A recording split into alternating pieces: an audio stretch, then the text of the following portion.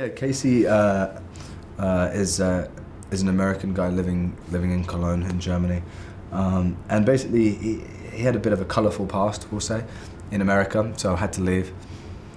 Came here, and then the start of this movie, you see him meet Felicity Jones' character Juliet. He falls head over heels in love with her, but she says that, you know, the job he's got, which isn't really technically very legal, he shouldn't be doing, and she won't go out with him whilst he's doing it. So he instantly decides, all right, I like this girl, I'm gonna go straight and figure out my life a little bit. Does that.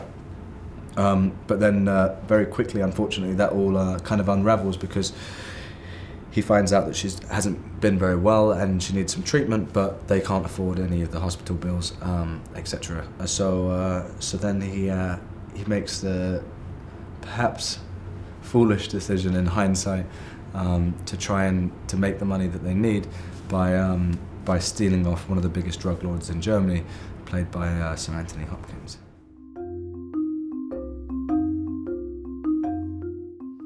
I don't know. I mean, it depends. I mean, I've never been put in a situation like this. But I was saying to someone earlier, I think it's kind of one of the most powerful forces in our world. So going right back to Greek tragedies and all these things. But the things guys or girls do for love at some point, the wars they start, it gets quite out of hand quite quickly.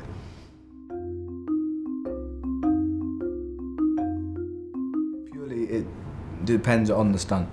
Yeah, there were some times where it wasn't possible to have like a driving pod on the car, so I'd be driving, or certain times when it was, when Carl and the guys, the stunt team, would decide that I was skilled enough, that it was safe enough for me to do, and I love doing that. When there's an opportunity for me to do something, then I'm all about it. Equally at times there's people jumping around in front of cars, and there's stuff that you just kind of look at and you go, you know what, I don't want to have that person's life in my hands, because a film set's it's a very strange environment, and when people are in a rush, mistakes do happen, and it's quite a high pressure situation. So I'll leave that up to the professionals then.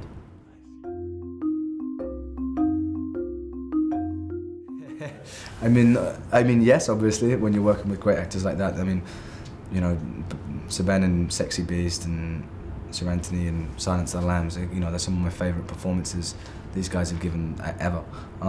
So to be opposite them in scenes and watching them work, it's really inspiring.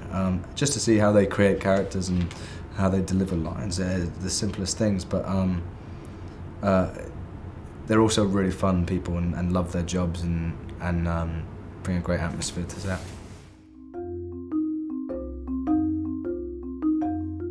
Yeah, completely. Yeah, you're learning from everyone the whole time. The great thing about Sir Ben, we were sitting chatting one time, and he was just saying how much he loves acting, how much he loves creating characters, and that's wonderful to see, because this character that he plays in this movie is quite a big, over-the-top, ostentatious, garish character. So to see him go there and commit to playing that is really funny and entertaining. And Sir Anthony is, he holds so much within him and can be so powerful whilst doing so little, and very intimidating and cold. But also then instantly they call cut and he's joking around. So just, yeah, great people to be around. I can imagine. And also, you've got Felicity Jones as well, who's obviously one of the best actresses around.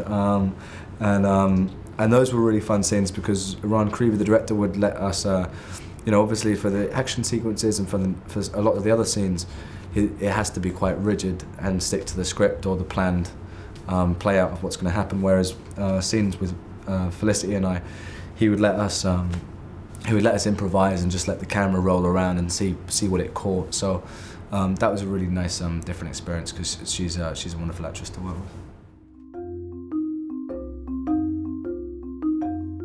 I think Mad Max took 3 years to come out after we shot it. There's always, movies take a long time. I think standard, you would say at least a year after you finish shooting a film for it to come out, minimum, and that's if everything aligns correctly. So. Yeah, you kind of get used to it, but it is a strange thing, because then when the film finally comes out, it's been 2 years, you've shot other movies, you've travelled around, had lots of different experiences, and your memory of what it was and what it might be is very different. So, but coming back and seeing the film and being around where you shot it, that kind of jogs your brain to remember lots of things.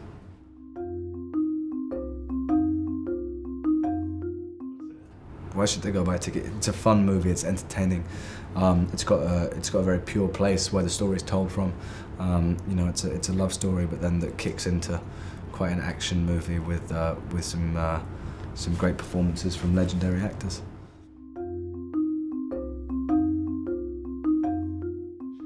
I have lots of great memories and some non-memories from too much Kolsch. But yeah, we shot in like the Stiefel bar. We had a big section of the Autobahn that was closed down for us, so we managed to shoot some really great action sequences through there. Working with all the other actors, a lot of great German actors as well. It's just Cologne's a very fun city to be in and very helpful for making movies. Plus, with Cobra 11, the action concept team, all the stunt crew that we had were really talented and knew how to get, you know, great action sequences quite quickly and very safely. I haven't had a chance to go to the actual breweries, no, unfortunately not. I love the concept of it though, because it's something so simple. And when it was explained to me that us Brits are all drinking large beers that are going warm and flat by the end, culture was always staying very fresh, so it's a smart thing you guys have got going on here.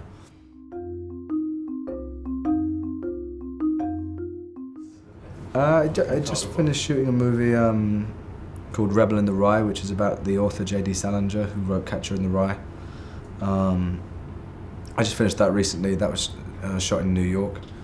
I can't remember what else I've done. Oh, there's a movie called Sandcastle with, which is an Iraq war movie that we shot in Jordan at the end of last year. There's a few things coming around, yeah.